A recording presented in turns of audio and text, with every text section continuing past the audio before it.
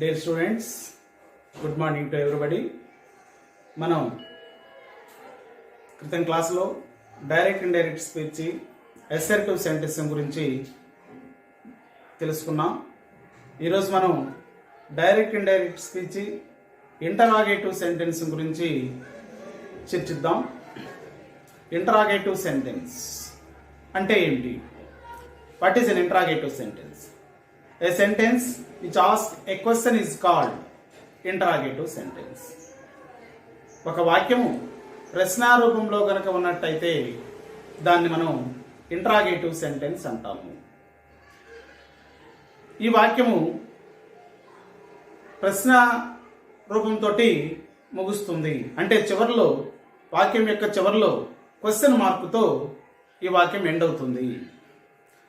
అయితే మనం ఈ ఇంటరాగేటివ్ సెంటెన్స్ని డైరెక్ట్ స్పీచ్ నుంచి ఇండైరెక్ట్ స్పీచ్లోకి ఎలా మార్చాలి అనే విషయాన్ని మనం కొన్ని ఎగ్జాంపుల్స్ ద్వారా వాటిని పరిశీలిద్దాం. Let us see. Okay, this is an interrogative sentence. I said to him, do you speak English? I said to him, do you speak English? ఇది డైరెక్ట్ స్పీచ్ లో ఉంది. ఈ డైరెక్ట్ స్పీచ్ లో ఉన్నటువంటి వాక్యాన్ని ఇంటరాగేటివ్ సెంటెన్స్ ఇక్కడ reported part question రూపంలో ఉంది. అంటే దీన్ని ఏ విధంగా మార్చాలి అనేదాన్ని మనం చూసినట్లయితే ఐ సెడ్ టు, ఇది వచ్చేసి ఐ ఆస్క్డ్ గా మారుతుంది. I asked him. Said to వచ్చేసి ఆస్క్డ్ అవుతుంది. అలాగే ఈ ఇన్వర్టెడ్ కామాస్ ను తొలగించేటప్పుడు ఇఫ్ గాని వెదర్ గాని అనేటువంటి కంజంక్షన్ ని ఉపయోగిస్తాము. తర్వాత ఇక్కడ ఉండేటువంటి ప్రొనౌన్ ని సబ్జెక్ట్ మార్చాలి. ఇక్కడ సెకండ్ పర్సన్ కాబట్టి బయట ఉండేటువంటి ఆబ్జెక్ట్ ని బట్టి మారుతుంది. అంటే ఇక్కడ హిమ్ ఉంది, ఇక్కడ వచ్చేసి హీగా మారుతుంది. He spoke English.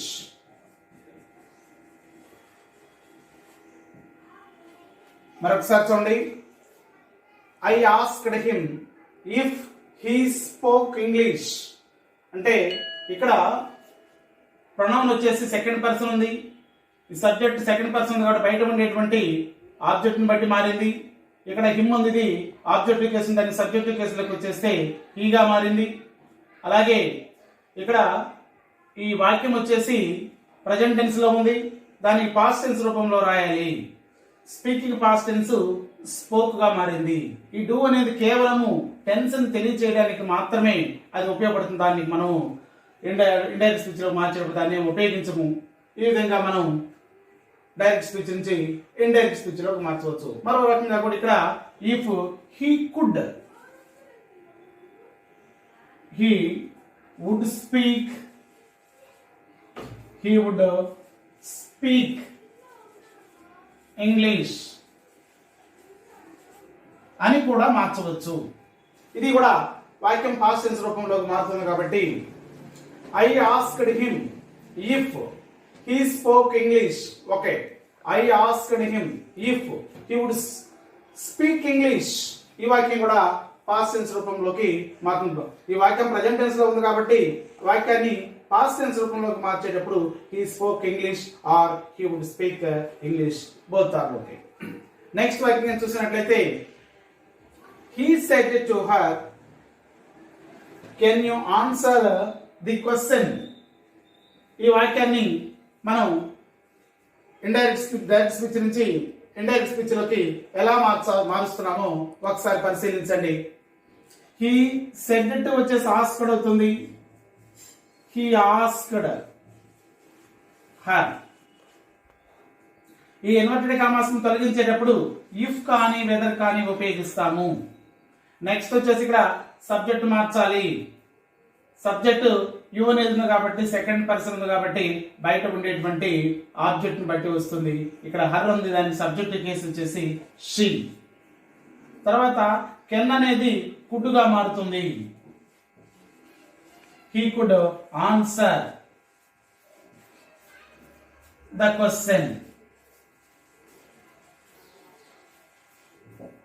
ఈ విధంగా మనం డైరెక్ట్ స్పీచ్ లో ఉన్నటువంటి వాక్యాన్ని ఇండైరెక్ట్ స్పీచ్ లోకి మార్చవచ్చు. ఒకసారి మళ్ళా చూడండి ఎలా మారుస్తున్నాం అనేది. ఇక్కడ సెడ్ టు ఉంటే ఆస్క్డ్ గా మారింది. అదే విధంగా ఇన్వర్టెడ్ కామాస్ ని తొలగించేటప్పుడు ఇఫ్ కానీ వెదర్ కానీ అనేటువంటి కంజంక్షన్ ని ఉపయోగిస్తాము. ఏదైనా ఉపయోగించుకోవచ్చు మనం. నెక్స్ట్ వచ్చేసి ఇన్వర్టెడ్ కామాస్ లో ఉన్నటువంటి భాగంలో ఫస్ట్ వచ్చేసి మనం సబ్జెక్ట్ ని మార్చాలి. సబ్జెక్ట్ ఇక్కడ యు అనేది ఉన్నది. యు అంటే సెకండ్ పర్సన్, బయట ఉండేటువంటి ఆబ్జెక్ట్ ను బట్టి మారుతుంది. ఇక్కడ ఆబ్జెక్ట్ హిమ్ ఉంది కాబట్టి హీ వచ్చింది. నెక్స్ట్ వాక్యం ప్రజెంట్ టెన్స్ లో ఉంది కాబట్టి పాస్ట్ టెన్స్ లో ఉపయోగించాలి. Speak, spoke, spoken. Past tense లోకి వచ్చేసరికి స్పోక్ ఉపయోగించాము. హీ స్పోక్ ఇంగ్లీష్ లేక ఈ విధంగా కూడా ఉపయోగించుకోవచ్చు. He would speak English. Next వచ్చేసి he said it to her. Can you answer the question? Said to వచ్చేసి ఆస్క్డ్ గా మారింది. తర్వాత ఇన్వర్టెడ్ కామాస్ ని తొలగించేటప్పుడు ఇఫ్ అనేటువంటి కంజంక్షన్ ఉపయోగించాము. నెక్స్ట్ ఇన్వర్టెడ్ కామాస్ లో ఉండేటువంటి ఫస్ట్ సబ్జెక్ట్ మాత్రమే మార్చాలి. ఇది జాగ్రత్తగా మనం గమనించాలి. ఇక్కడ సెకండ్ పర్సన్ ఉంది, బయట ఉండేటువంటి ఆబ్జెక్ట్ ను బట్టి మారింది. బయట హర్ ఉంది కాబట్టి షీ అయింది. కెన్ పాస్ట్ టెన్స్ కుడ్ అవుతుంది. ఇక్కడ విల్ ఉంటే వుడ్ అవుతుంది, కెన్ ఉంటే కుడ్ అవుతుంది, మే ఉంటే మైట్ అవుతుంది, షాల్ అంటే షుడ్ అవుతుంది. అలా పాస్ట్ టెన్స్ అవుతుంది. ఆక్సిలరీ వెర్బ్స్, హెల్పింగ్ వెర్బ్స్ అది పాస్ట్ టెన్స్ అవుతాయి. తర్వాత వచ్చేసి she could answer the question. Next sentence కానీ చూసినట్లయితే she asked him. Inverted commas తొలగించేటప్పుడు ఇఫ్ అనేటువంటి కంజంక్షన్ ఉపయోగిస్తాము. నెక్స్ట్ పర్సన్ మార్చాలి. ఫస్ట్ సబ్జెక్ట్ మార్చాలి. యు అనేది సెకండ్ పర్సన్ కాబట్టి బయట ఉండే ఆబ్జెక్ట్ హిమ్ కాబట్టి హీ అవుతుంది. He was mad. ఈ వాక్యం ఆర్ యు మ్యాడ్ ఆ వాక్యానికి పాస్ట్ టెన్స్ ఇక్కడ సెకండ్ పర్సన్ కాబట్టి యు అనేది సెకండ్ పర్సన్ కాబట్టి బయట ఉండేటువంటి ఆబ్జెక్ట్ హిమ్ ఉంది కాబట్టి దాన్ని బట్టి హీ వచ్చింది. ఆరల్ పాస్టెన్స్ వర్ కానీ ఇక్కడ హీ అనే సింగులర్ కాబట్టి వాజ్ వస్తుంది. Mad, he was mad. Okay friends, ఈ విధంగా మనం డైరెక్ట్ స్పీచ్ లో ఉన్నటువంటి ఇంటరాగేటివ్ సెంటెన్స్ ఉన్నటువంటి దాన్ని ఇండైరెక్ట్ స్పీచ్ లోకి మార్చేటప్పుడు మనం ఈ విధంగా మారుస్తాము. కాబట్టి మనకి ఎగ్జామ్ లో డిఎస్సి ఎగ్జామ్ లో కానీ టెట్ ఎగ్జామ్ లో కానీ ఇవన్నీ ఇస్తాడు. వాటికి సంబంధించినటువంటి మనం మరలా ఎగ్జామ్స్ క్విజ్ మోడల్లో చూసినట్లయితే దాదాపుగా అన్ని వాక్యాలు కూడా దగ్గరగా ఉంటాయి. ఎక్కడో ఒక పదాన్ని మాత్రమే మారుస్తారు ప్రతి వాక్యంలోనూ. దాన్ని మనం జాగ్రత్తగా గమనించాల్సి ఉంటుంది. అప్పుడు మాత్రమే మన వాక్యాన్ని కరెక్ట్ గా మార్చగలము. ఇప్పుడు మనం కొన్ని ఎగ్జాంపుల్స్ చూద్దాం. I said to her, why are you standing here now? ఈ వాక్యాన్ని డైరెక్ట్ స్పీచ్ లో నుంచి ఇండైరెక్ట్ స్పీచ్ లో మార్చేటప్పుడు ఎలా మారుస్తాం చూద్దాం. ఇప్పుడు ఈ వాక్యాన్ని మార్చేటప్పుడు ఇక్కడ సెడ్ టు అనేది ఆస్క్డ్ అవుతుంది. I asked her. ఇక్కడ ఇన్వర్టెడ్ కామాస్ తొలగించేటప్పుడు మనం ఇప్పటి వరకు కూడా ఇఫ్ కానీ వెదర్ కానీ కంజంక్షన్ ఉపయోగించేవారిని. కానీ ఇప్పుడు WH రూపంలో ఉండేటువంటి పదం క్వశ్చనింగ్ వర్డ్ వచ్చినప్పుడు మనం ఇఫ్ కానీ వెదర్ కానీ ఉపయోగించవలసిన అవసరం లేదు. ఇది WH వర్డ్ వై కాబట్టి డైరెక్ట్ గా దాన్నే ఉపయోగిస్తాము. వై. నెక్స్ట్ ఎక్కడ ఉండే ప్రణవం మారుస్తాం. సెకండ్ పర్సన్ కాబట్టి బయట ఉండేటువంటి ఆబ్జెక్ట్ ని బట్టి మారుతుంది. ఇక్కడ యు ఉంది కాబట్టి ఇక్కడ హర్ ఉంది కాబట్టి షీ వస్తుంది. Why she was standing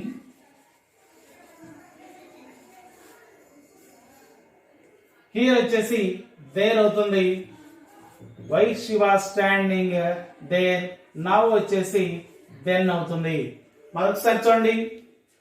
I asked her why she was standing there. Then I asked her. ఇక్కడ ఇన్నోటి కామాస్ని తొలగించేటప్పుడు ఇప్పుడే మనం ఇక్కడ WH వర్డ్ వచ్చింది కాబట్టి ఎటువంటి కంజంక్షన్ ఉపయోగించవలసినటువంటి అవసరం లేదు. షీ అనేది ఎందుకు ఉపయోగించాం మనం ఇక్కడ ఇన్వర్టెడ్ కామాస్ లో సెకండ్ పర్సన్ యూ అని వచ్చింది కాబట్టి బయట హర్ అనేటువంటి ఆబ్జెక్ట్ ఉంది కాబట్టి దీన్ని ప్రకారంగా మనం ఉపయోగించుకోవడం జరుగుతుంది. ఇక్కడ సెకండ్ పర్సన్ కాబట్టి బయట ఉండే ఆబ్జెక్ట్ బట్టి మారుతుంది కాబట్టి షీ వస్తుంది. ఇక్కడ ఆరల్ పాస్టెన్స్ వారు కాబట్టి ఇక్కడ దానికి షీ అనే వచ్చింది కాబట్టి సింగులర్ గా వాజ్ ఉపయోగిస్తాము. While she was standing, here అనేది దేర్ అవుతుంది, నవ్ వచ్చేసి దెన్ అవుతుంది. అలానే మళ్ళా నెక్స్ట్ వాక్యాన్ని కనుక చూసినట్లయితే మనం she said to him how are you. She said to వచ్చేసి ఆస్క్డ్ అవుతుంది. She asked him. ఎన్నటి కామాస్ తొలగించినప్పుడు ఏం ఉపయోగించవలసిన అవసరం లేదు. ఎందువల్ల ఇక్కడ WH వర్డ్ వచ్చింది. HOW కానీ WH వర్డ్ ఎలా అయినా రావచ్చు. హౌ. నెక్స్ట్ వచ్చేసి ఇక్కడ సెకండ్ పర్సన్ ఉంది కాబట్టి బయట ఉండేటువంటి ఆబ్జెక్ట్ ఇక్కడ హిమ్ ఉంది కాబట్టి హీగా వస్తుంది. How he was. మరొకసారి చూడండి. I asked him how he was. ఇక్కడ WH వర్డ్ వచ్చింది కాబట్టి ఎన్నటి కామాస్ తొలగించినప్పుడు ఏం కంజంక్షన్ ఉపయోగించవలసిన అవసరం లేదు. అలానే నెక్స్ట్ ప్రణవం మారుస్తాం. ప్రణవం మార్చేటప్పుడు యూ వచ్చింది కాబట్టి బయట ఉండేటువంటి ఆబ్జెక్ట్ ఇక్కడ హిమ్ ఉంది కాబట్టి హీగా మారింది. తర్వాత ఆరల్ పాస్టెన్స్ ఫర్ కాబట్టి ఇక్కడ హీ అనేది సింగులర్ కాబట్టి వాజ్ వస్తుంది. How he was. Next sentence. Next వచ్చేసి Ravi said. Ravi asked. Ravi asked what have I done. ఇక్కడ WH వర్డ్ కాబట్టి డైరెక్ట్ గా ఉపయోగించుకోవడం జరుగుతుంది. వాట్. ఇప్పుడు ప్రొనౌన్ మార్చాలి. ఫస్ట్ ఐ అనేది వచ్చింది. ఐ అనేది ఫస్ట్ పర్సన్ ఉన్నప్పుడు బయట ఉండే సబ్జెక్ట్ బట్టి మారుతుంది. సబ్జెక్ట్ ఇక్కడ రవి ఉంది కాబట్టి ప్రొనౌన్ ఏమొస్తుందంటే హీ వస్తుంది. What he had. Have past tense had. What he had done. మరొకసారి చూడండి. Ravi said what have I done. దాన్ని ఇండైరెక్ట్ స్పీచ్ లో మార్చేటప్పుడు సెడ్ అనేది ఆస్క్డ్ గా మారింది. WH వర్డ్ ఉంది కాబట్టి యాజ్ ఇట్ ఈస్ గా WH వర్డ్ ఉపయోగిస్తాం. మనం ఏం కంజంక్షన్ ఉపయోగించాల్సిన అవసరం లేదు. అదేవిధంగా తర్వాత ప్రొనౌన్ మార్చాలి. ఐ అనేటువంటి ప్రొనౌన్ ఉంది ఇక్కడ బయట వచ్చేసి సబ్జెక్ట్ లో వచ్చేసి రవి ఉంది కాబట్టి హీ ఉపయోగిస్తాము. What he. Have past tense had కాబట్టి హ్యాడ్ ఉపయోగించాం. ఓకే. నెక్స్ట్ వచ్చేసి డన్.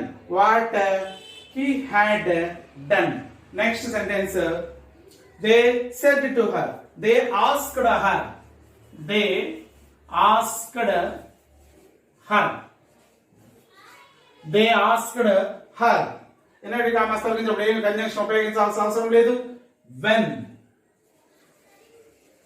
తర్వాత ప్రొనౌన్ మార్చాలి. ప్రొనౌన్ ఏముంది ఇక్కడ యు అనేది ఉంది.